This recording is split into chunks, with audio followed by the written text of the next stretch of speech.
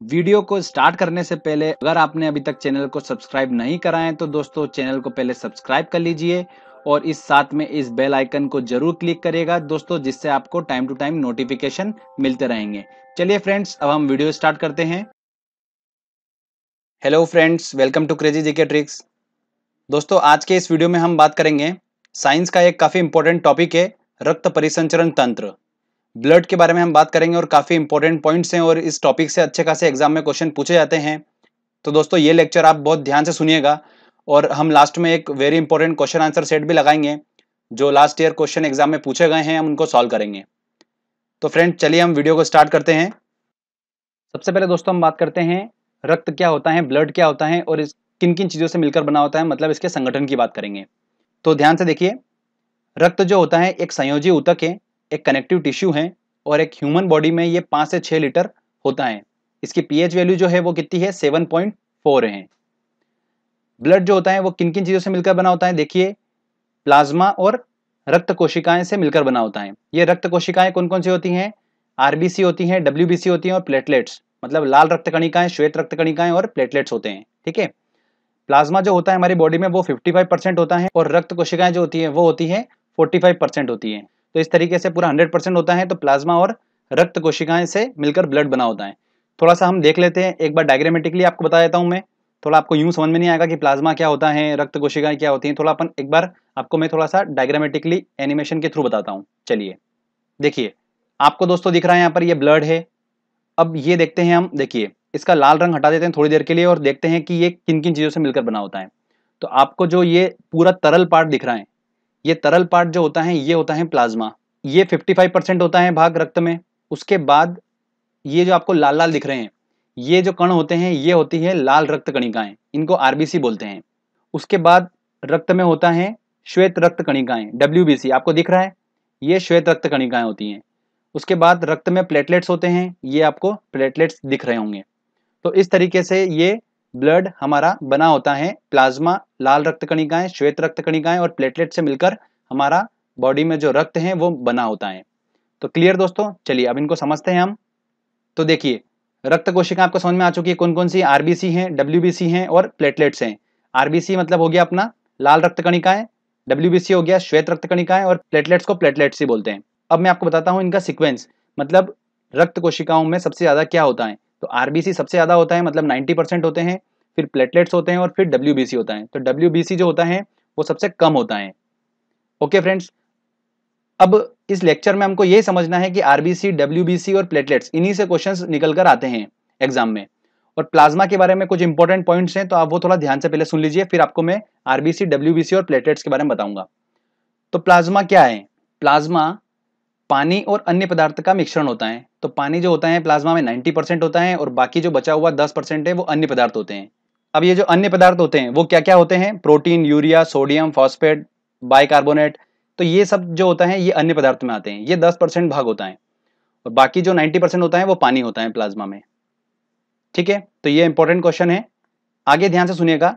अब मैंने जैसा बताया आपको कि अन्य पदार्थ में क्या क्या होता है, प्रोटीन होता है, सोडियम होता है, फास्फेट होता है। तो इसी टाइप से एक फाइब्रिनोजेन प्रोटीन जो होता है वो इसमें पाया जाता है, जो कि हेल्प करता है रक्त के थक्के जमने में। मैं आपको ऑलरेडी बता चुका हूं कि रक्त का थक्का क्या होता है। उसके बाद प्लाज्मा का काम क्या होता है, बॉडी में टेम्परेचर को मेंटेन करना, और अगर हमको कहीं घाव लग जाता है तो घाव भरने का काम जो होता है वो किसका होता है, प्लाज्मा का होता है। तो ये प्लाज्मा के बारे में कुछ इंपॉर्टेंट पॉइंट्स थे, मैंने आपको बता दिए हैं। अब दोस्तों हम अच्छे से समझते हैं आरबीसी, डब्ल्यूबीसी और प्लेटलेट्स को, एक एक करके सबको अच्छे से समझते हैं। चलिए आरबीसी की बात करते हैं, मतलब लाल रक्त कणिकाओं की। तो रक्त में 90% भाग होता है इसका, जो रक्त कोशिका हमने पढ़ी थी आरबीसी, डब्ल्यूबीसी और प्लेटलेट्स में से 90% जो होते हैं वो आरबीसी होती हैं। ठीक है, इसकी जो लाइफ होती है लाल रक्त कणिकाओं की वो होती है 120 दिन। 120 दिन इनकी लाइफ होती है और ये इनका निर्माण कहाँ पर होता है, बोन मेरो में इनका निर्माण होता है, अस्थि मज्जा में इनका निर्माण होता है। और आरबीसी की मृत्यु कहाँ पर होती है, प्लीहा में होती है। ठीक है, जिसको क्या बोला जाता है, आरबीसी का कब्रिस्तान बोला जाता है। और ध्यान रखिएगा प्लीहा को ही क्या बोला जाता है, ब्लड बैंक बोला जाता है। आरबीसी का वर्क क्या होता है, तो आरबीसी का वर्क होता है कि ऑक्सीजन और कार्बन डाइऑक्साइड का संवहन करना। हमारी बॉडी में ऑक्सीजन और कार्बन डाइऑक्साइड का संवहन करने का काम क्या होता है, आरबीसी का होता है। ध्यान रखिएगा आरबीसी में हीमोग्लोबिन नामक एक प्रोटीन पाया जाता है, जिसके कारण ही रक्त का रंग जो होता है वो लाल होता है। आरबीसी की कमी से आप देखते हैं कौन कौन से रोग हो जाते हैं। तो अगर लाल रक्त कणिका जो है अगर उसकी कमी होती है बॉडी में तो कौन कौन से रोग होते हैं? एनीमिया नामक रोग हो जाता है, अरक्तता, और पीलिया मतलब जॉन्डिस नामक रोग हो जाता है हमको। तो ध्यान रखिएगा आरबीसी के बारे में, ये इंपॉर्टेंट पॉइंट्स है जिनसे क्वेश्चंस बनते हैं। अब बात करते हैं डब्ल्यूबीसी की। डब्ल्यूबीसी सबसे कम होती है हमारे रक्त में और इनकी लाइफ जो होती है वो 3 से 4 दिन की होती है, सिर्फ 3 से 4 दिन की होती है। बनती कहाँ पर है डब्ल्यूबीसी? ये बोन मैरो में ही बनती है, बट इसकी मृत्यु जो होती है वो कहाँ पर? रक्त में ही हो जाती है। आकार में सबसे बड़ी होती है ये, ठीक है। और इनकी वर्क की बात करते हैं कि इनका काम क्या होता है। डब्ल्यूबीसी जो होती है हमारे रक्त में, उनका काम क्या होता है? उनका काम ये होता है कि इम्यून सिस्टम जो होता है, प्रतिरोध क्षमता जो होती है हमारी बॉडी की, उसको बढ़ाने का काम करती हैं ये। मतलब जो रोगाणु होते हैं उनसे रक्षा करने का काम करती हैं कौन? डब्ल्यूबीसी। और कहीं पर घाव लग जाता है तो उसको भरने का काम भी कौन करता है? डब्ल्यूबीसी करता है।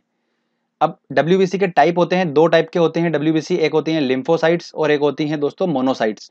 मोनोसाइट जो होती हैं वो लार्जेस्ट सेल ऑफ बॉडी होती हैं। ध्यान रखिएगा सबसे बड़ी कोशिका जो होती हैं वो कौन सी होती हैं? मोनोसाइट्स होती हैं। तो लिम्फोसाइट्स का काम क्या होता है?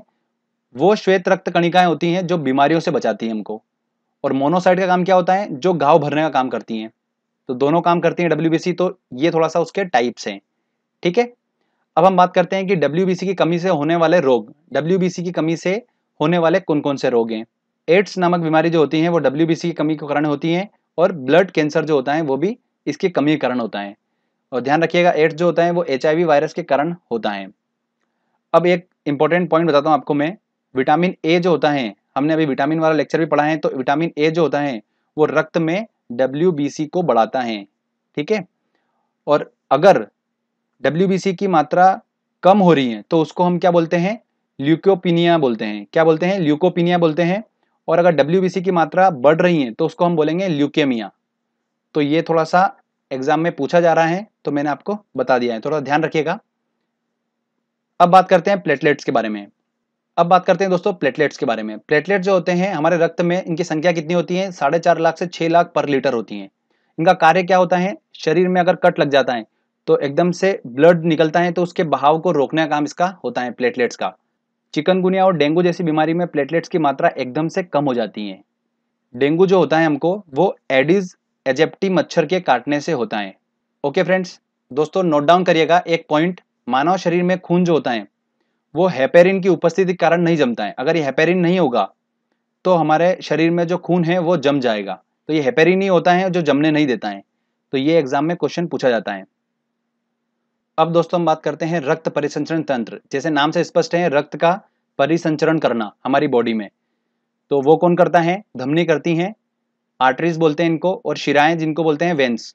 तो चलिए एक एक करके समझ लेते हैं इनको क्या होता है। धमनी का काम क्या होता है? तो ऐसे आपको एक ट्रिक बताता हूं मैं, काफी कंफ्यूजन होगा आपको धमनी और शिराओं में, बार बार आप याद तो कर लेंगे पर भूल जाएंगे। तो मैंने किस तरीके से याद कर रखा है ये आपको बताता हूं। धमनी है तो वर्ड क्या आ रहा है? धम धम। और धम धम की आवाज कब आती है? जब हाथी चलता है। और हाथी जो होता है वो शुद्ध शाकाहारी खाना खाता है, आप सभी को पता ही है। तो शुद्ध शाकाहारी खाना खाता है हाथी, और धमधम की आवाज कौन करता है? हाथी। तो शुद्ध शाकाहारी खाने से हमारा बनेगा शुद्ध रक्त। क्लियर? हमको बस वहां तक पहुंचना है, शुद्ध रक्त तक। तो धमनी जो होती है वो शुद्ध रक्त का परिवहन करती हैं। तो धमनी ऑक्सीजन युक्त शुद्ध खून ले जाती हैं लंग से हार्ट तक। फेफड़ों से हृदय तक कौन लेके जाती है शुद्ध खून? धमनियां लेके जाती हैं। तो धमधम से आपको हाथी याद आएगा, और हाथी शुद्ध खाना खाता है, तो आपका कभी भी कंफ्यूजन नहीं होगा और हमेशा आप बिल्कुल सही आंसर तक पहुंचेंगे। तो ये क्लियर हो गया कि शुद्ध खून कौन ले जाता है? धमनी ले जाती है। एक इसके अंदर एक्सेप्शन है, अपवाद है, कि पल्मोनरी धमनी जो होती है वो अशुद्ध रक्त ले जाती हैं ऑर्गन से लंग्स तक, अंगों से लेकर कहां तक? लंग्स तक, फेफड़ों तक लाती हैं। और फेफड़ों का काम, फेफड़ों तक इसलिए लाती हैं क्योंकि फेफड़ों का काम ही क्या होता है? रक्त को शुद्ध करना। अब हम बात करते हैं शिराएं की, वेन्स की बात करते हैं। तो शिराओं का काम क्या होता है? जस्ट इसके अपोजिट, अशुद्ध खून ले जाती हैं ऑर्गन से लंग्स तक।